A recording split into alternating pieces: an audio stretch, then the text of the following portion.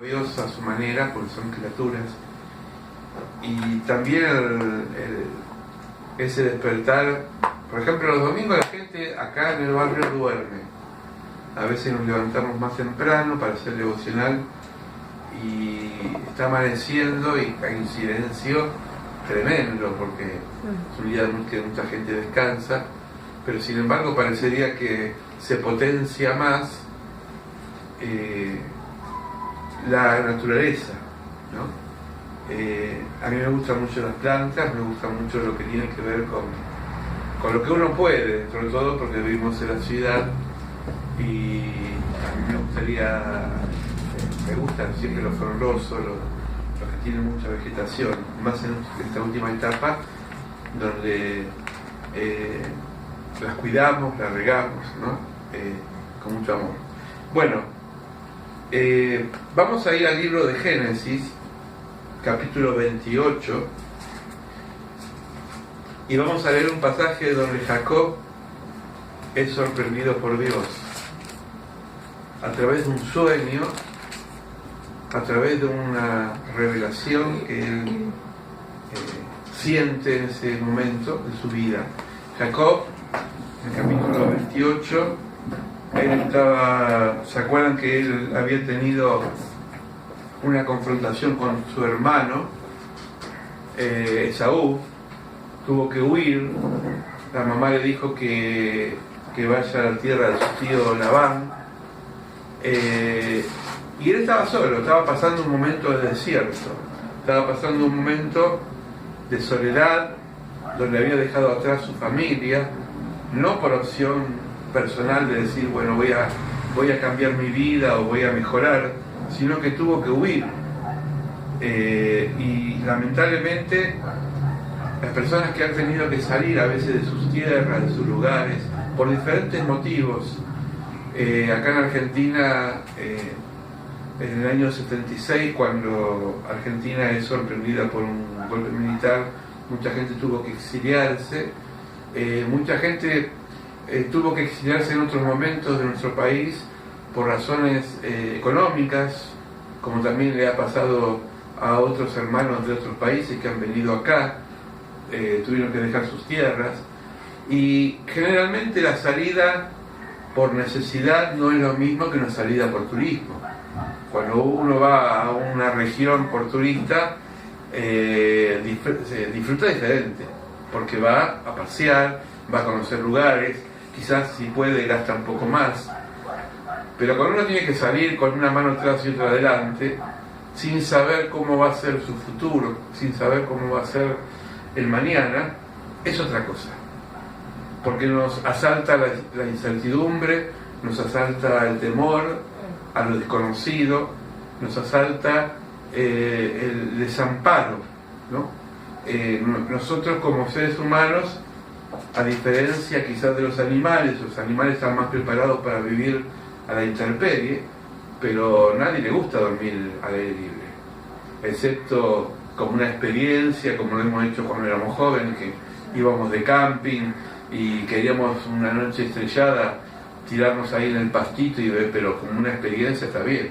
Pero yo creo que todos necesitamos del techo, necesitamos de ese refugio que nos da la seguridad de un hogar. Vamos al libro de Génesis, capítulo 28, versículo 10 hasta el final. Dice así: Salió pues Jacob de Berseba y fue a Aram, y llegó a un cierto lugar y durmió allí, porque ya el sol se había puesto, y tomó de las piedras de aquel paraje y puso en su cabecera y se acostó en aquel lugar. Soñó, y aquí una escalera en ese sueño que estaba apoyada en la tierra y su extremo tocaba al cielo, y aquí ángeles de Dios que subían y descendían por ella. He aquí Jehová estaba en lo alto de ella, es decir, de la escalera, y cuando dijo: Yo soy Jehová, el Dios de Abraham, tu padre, el Dios de Isaac, la tierra que estás acostado te la daré a ti y a tu descendencia. No era una tierra cualquiera, una tierra especial para Jacob. En el versículo 14 dice, pero será tu descendencia como el polvo de la tierra y se extenderá al occidente, al oriente, al norte y al sur. Y todas las familias de la tierra serán bendecidas en ti y en tu simiente. Amén. Hasta acá el sueño. Y el versículo 15 dice, y aquí yo estoy contigo y te guardaré, porque donde quieras que fueres, y volveré y traeré a esta tierra, porque no te daré hasta que haya hecho, no te dejaré hasta que haya hecho lo que te he dicho. Es decir, Dios no lo iba a dejar hasta que se cumpla el propósito que tenía en la vida de Jacob. Versículo 16. Se despertó Jacob de su sueño y dijo, ciertamente Jehová está en este lugar y yo no lo sabía. Y tuvo miedo y dijo, cuán terrible es este lugar. No es otra cosa que casa de Dios y puerta del cielo. Y se levantó Jacob de mañana y tomó la piedra que había puesto como cabecera y la alzó por señal y derramó aceite encima de ella y llamó en ese nombre y en ese lugar Betel, lugar de luz. En el nombre quiere decir casa de Dios. E hizo Jacob voto, es decir, una consagración, diciendo, si fuera Dios conmigo y me guardare en este viaje que yo voy y me diere pan para comer y vestido para vivir y volviere en paz a la casa de mi padre, Jehová será mi Dios. Fue una oración condicional. Y el versículo 22 dice, y esta piedra que he puesto por señal será casa de Dios, y todo lo que Él me diere, el diezmo apartaré para Él. Amén. Mire qué bendición, qué promesa y qué desafío tiene Jacob en un momento donde decíamos al principio, estaba huyendo, estaba dejando su tierra natal, se iba hacia otro lugar, y en esa noche es atravesado por estrellas, por un cansancio y por una piedra que tomó como almohada, porque no tenía ni siquiera cobijo. Estamos hablando en un marco de un desierto. El desierto en el oriente, las temperaturas durante el día son muy altas, muy elevadas, pero durante la noche son muy bajas. Es decir, que habrá sido una noche fría en el alma, porque había dejado su familia, y fría en lo físico, en lo ambiental, porque estaba expuesto a la intemperie. Sin embargo, Dios tenía puesto el ojito sobre Jacob, como tiene el ojo sobre cada uno de nosotros. Dios había pensado una misión para Jacob. Jacob se duerme, tiene un sueño y ve ángeles que suben y bajan, es decir, tiene una conexión con Dios en un lugar que era desierto, que era oscuro, que era frío, pero en ese momento se había tornado en casa de Dios y puerta del cielo. Amén. Porque cuando Dios está, se produce la conexión entre la tierra y el cielo. Y entonces las cosas ya no son naturales, sino que son sobrenaturales, que cambian, que se modifican y que tienen un proyecto y un propósito. Dijo, realmente Dios estaba en este lugar y yo no lo sabía. A veces ignoramos, a veces no sabemos que Dios actúa en esos momentos donde nosotros menos esperamos. Porque nuestra vida con Dios está avalada y está certificada de grandes promesas y propósitos. Por eso Dios para cada uno de nosotros tiene un proyecto de vida, y hasta que no termine ese proyecto, hasta que no termine ese plan y ese propósito, no va a terminar con nosotros. Por eso es muy diferente una vida con propósito y una vida sin propósito. Porque una vida sin propósito es una vida que está expuesta a la aventura de no saber qué va a ser de uno, del mañana, pero una vida con propósito es una vida de confianza, que va más allá, como decimos siempre, de la circunstancia, sino de la conexión con Dios. Una vez decía un pastor joven conocido, que iba en un avión y con él viajaba un evangelista muy importante, y este evangelista tenía una agenda para todo ese año. Y él dijo, bueno, el avión no se va a caer, porque si va este evangelista, yo tengo asegurado mi pasaporte. ¿Por qué? Porque él confiaba que ese hombre de Dios había puesto sobre esa persona un proyecto, una planificación, y entonces estaba seguro, se sentía seguro. Nosotros tenemos que pensar igual. Nosotros tenemos una misión acá en la tierra, un propósito que cumplir, y esto, hasta que no lo cumplamos, hasta que no lo hagamos, nuestra vida no va a terminar en forma abrupta. Cuando Dios dice basta, es basta. Nadie puede decir cuándo va a decir basta, pero evidentemente cuando tenemos un propósito, Dios forja en nosotros una naturaleza sobrenatural. Nos da fuerza donde no tenemos fuerza, nos da visión para ver más allá de las circunstancias, y sobre todo sentimos que estamos conectados con Él, y que donde estamos y donde pisa nuestra planta de los pies es casa de Dios y es puerta del cielo. Amén. Por eso Dios le dijo a Moisés, donde vayas y donde camines, yo estaré contigo. Y Moisés, igual que Jacob, mucho después, años después, tuvo una oración condicional. Y le dijo, si vos no vas conmigo, yo no avanzo. Y eso tendría que ser nuestra oración. Señor, si vos no estás en este caminar mío, yo no camino. Si yo voy al almacén y voy a comprar, pero vos no me acompañás, yo no voy al almacén. Usted dirá, qué sonzada, porque tenemos cosas básicas. Pero aún a veces Dios hasta nos da la sabiduría de dónde comprar. A veces... Nosotros nos pasó esta semana, lo decía recién dando un testimonio, teníamos que comprar un artefacto para el hogar, importante y caro, y hubo trabas. Hubo personas que nos iban a avalar incluso en la compra, y probamos en un lugar, probamos en otro sitio, y había trabas. Y cuando hay trabas uno piensa, o Dios no quiere, o el diablo quiere meter la cola y nos quiere frenar. Y oramos con mi esposa y pedíamos una señal, y pedíamos realmente que si Dios tenía para nosotros algo mejor, accesible a nuestro presupuesto, nos abra la puerta y nos dé la conexión para que se dé. Bueno, siempre dice la Biblia que los que esperan en Jehová son inconmovibles como el monte Sión. Entonces esperamos la respuesta en Él. Tuvimos una semana prácticamente sin el calefón. 2 semanas, ¿no? Sin el termotanque.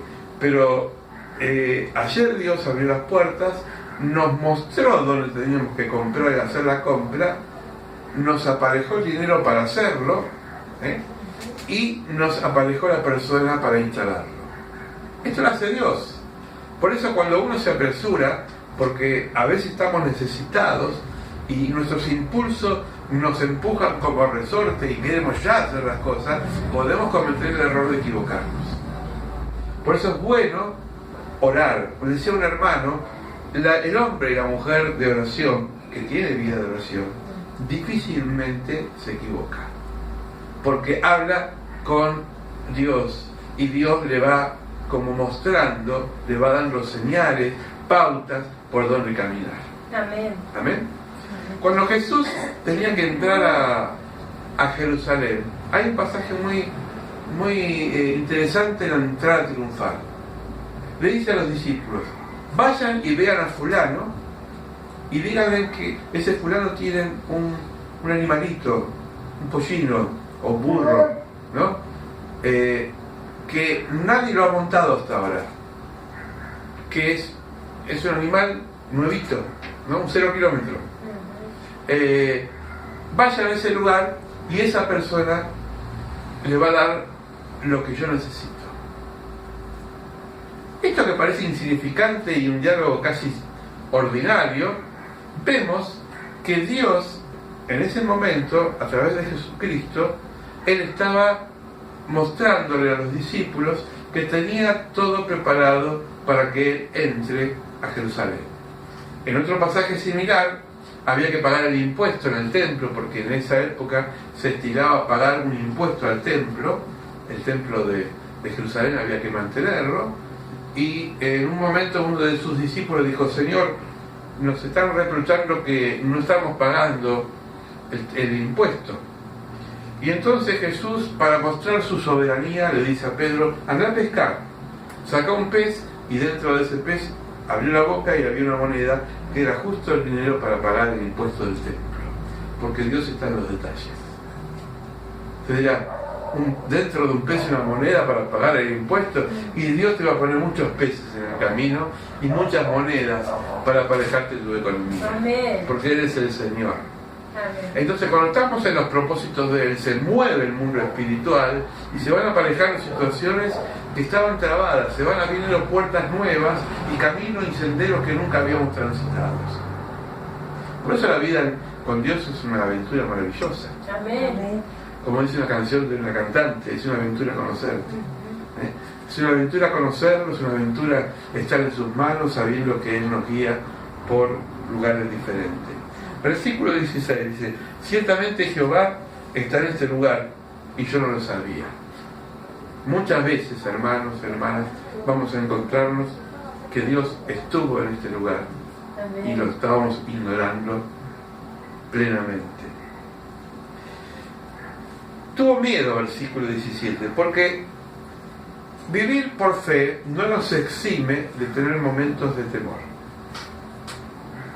Nunca hay una fe tan completa que nos dé una certeza y que estemos duros como una roca inamovible, sino que a veces tenemos momentos de fe, pero a su vez tenemos temor. ¿Por qué? Porque somos frágiles, porque los seres humanos tenemos miedo. Pero Pablo decía que en mi debilidad está la fortaleza de Dios. Y subo a predicar con temor y temblor. ¿Por qué? Porque el temor me produce prudencia y me frena a no equivocarme en las decisiones. Cuando estamos muy convencidos de lo que hacemos, pero muy convencidos, y perdemos esa prudencia, podemos cometer el riesgo de lastimarnos. Es como si yo iría con la moto y de pronto dice: bueno, yo sé que bien cómo manejo y las calles me las conozco así como el GPS, y me olvido que del otro lado puede venir alguien que no me ve y me atropella. Entonces, ¿qué tengo que hacer yo? Frenar a la esquina, mirar de los dos lados para cruzar. Y es más, si una calle es de una sola mano, yo incluso miro en la contramano, porque siempre veo loco que se mete en contramano. Es decir, no tengo que fiarme de mí mismo ni de los demás. Tengo que ser prudente, tengo que ser medido y muchas veces tengo que ser precavido. Él tuvo temor porque el sueño que tuvo y la manifestación de Dios fue muy fuerte.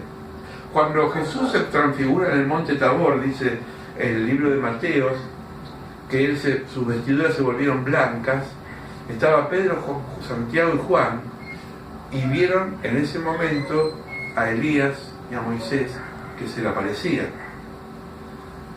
En ese momento ellos sintieron paz. Pedro dijo: Señor, vamos a hacer una casita, porque estamos re bien acá. ¿Para qué vamos a bajar? Que los demás se peleen, abajo. Que los demás se agarren de los pelos, abajo. Pero acá estamos bárbaros, hagamos un ranchito y olvidate de Catalina del mundo. Y Dios de pronto irrumpe ahí en ese momento y le dice: este es mi hijo amado, a él oíd. Y dice que les sobrevino un gran temor, porque cuando está la presencia de Dios se produce en nosotros como algo inexplicable. Amén. Algo que no lo podemos describir. Es como que su presencia es tan fuerte que nos hace temblar, que nos hace como tambalear. Y siempre en la historia Dios ha trabajado así con sus hombres y mujeres. Cuando se le aparece a Moisés en la zarza, Moisés estaba muy seguro ya. Había dejado su querido Egipto años atrás. Había empezado una nueva vida con su mujer, Séfora. Había tenido 2 hijos, un gran suegro y sabio llamado Jetro. Ya tenía la vida como de vuelta. A los 80 años era pastor del rebaño y estaría pensando en sus nietos y quizás estaría pensando en alguna casa que iba a hacer. No sé, estaría ya mirando para adelante, pero en base a lo que tenía. Y de pronto se le aparece Dios en una zarza, tuvo temor. ¿Y esto qué es? Porque el pasto con el desierto y el calor se prende muchas veces, pero este pasto que arde no se apaga. Acá hay algo diferente. Y empezó a escarbar. Cuando vemos algo diferente, tenemos que buscar en Dios a ver cuál es la respuesta. Porque Dios está ahí muchas veces y nosotros no lo sabemos. Y se le apareció y dijo Dios: yo soy el que soy. No sos digno vos de estar acá calzado, descalzate, Moisés. Y empezó a hablarle Dios como un amigo a Moisés y le dijo: he oído el clamor de mi pueblo, tenés que ir y liberarlos.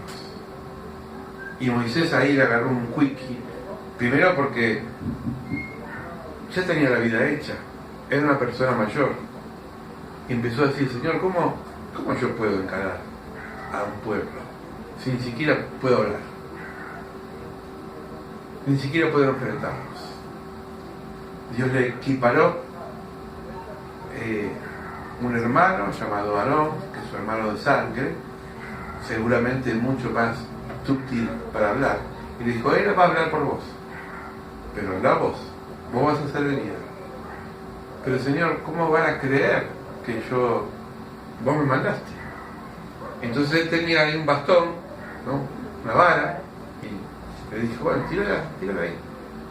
Y se convirtió en culebra. Bueno, esto va a pasar allá en Egipto. Es decir, Moisés no fue como Superman ahí, todos sacando pecho. Fue con duda, fue con miedo, porque la situación era difícil. Enfrentar al faraón quizás habrá pensado es enfrentar a la muerte. Pero en esa debilidad, en ese temor, en esa limitación humana, Dios se manifiesta con poder. Jacob, como decía en la introducción de este mensaje, había dejado su tierra, no por opción, sino por obligación. Estaba huyendo de su propio hermano.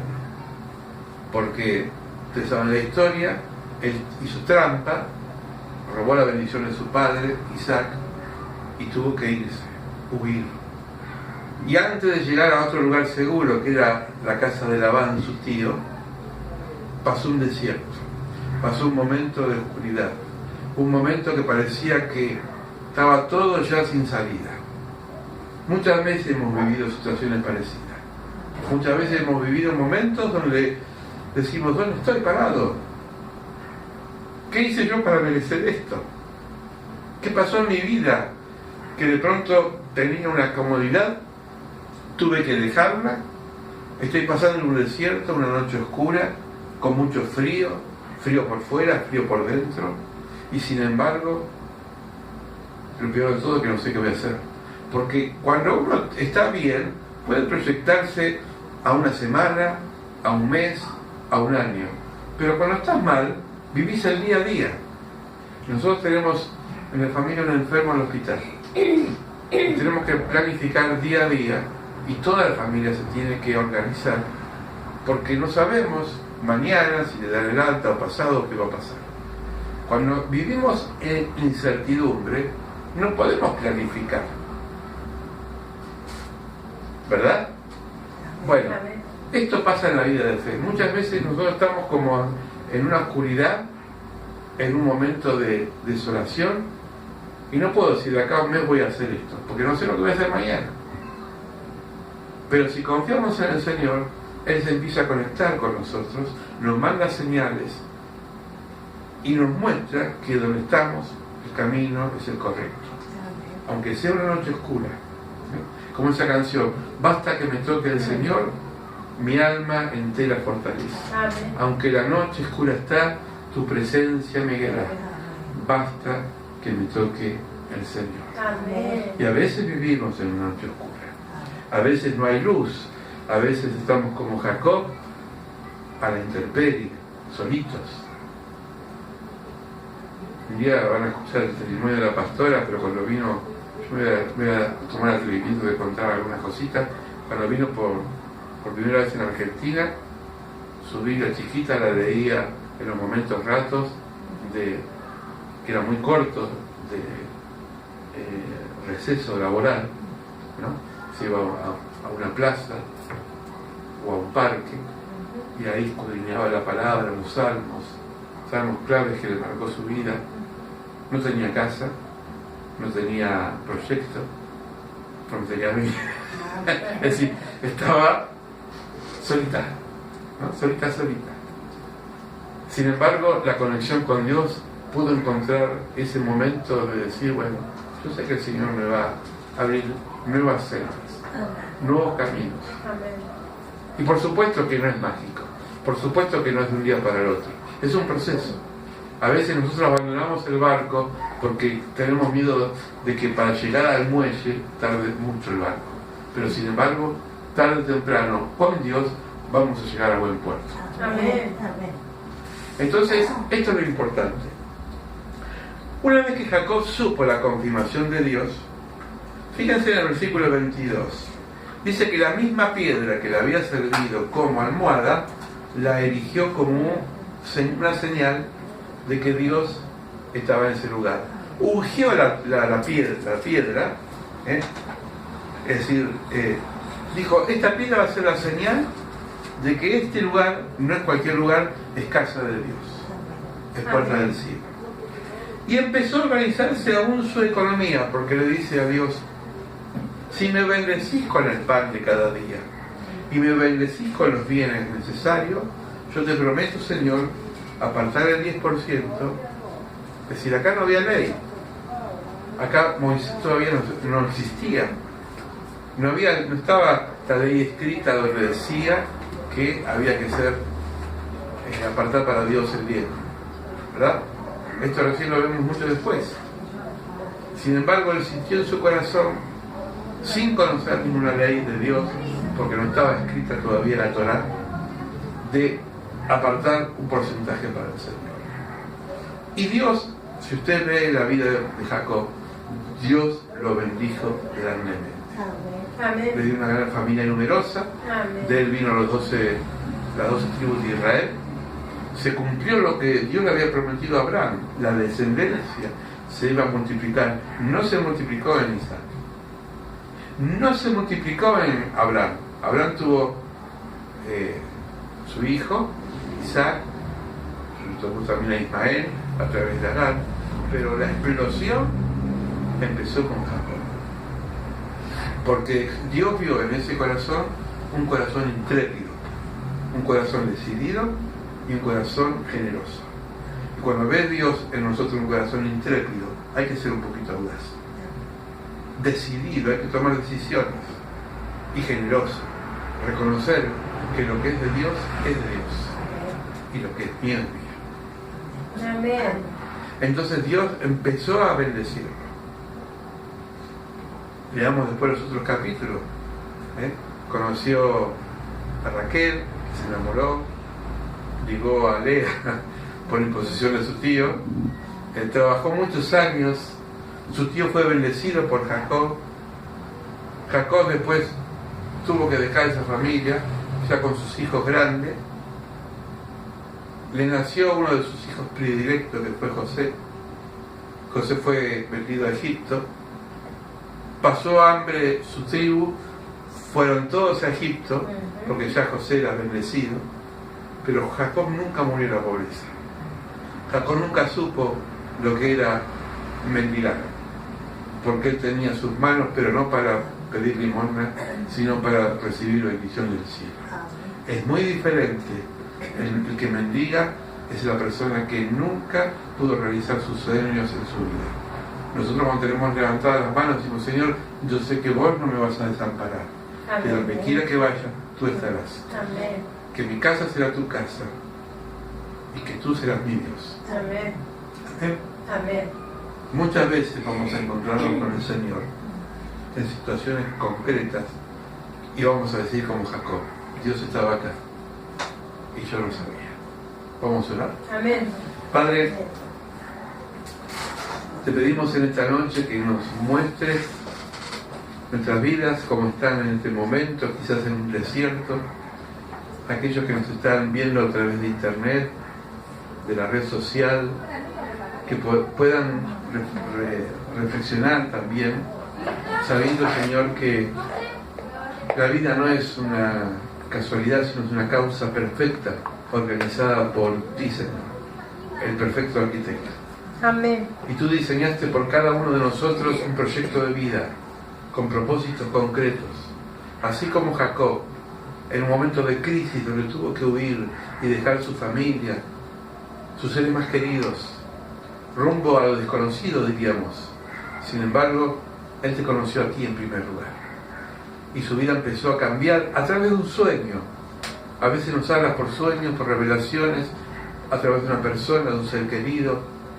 De tantas formas, Señor, te manifiestas en nuestras vidas.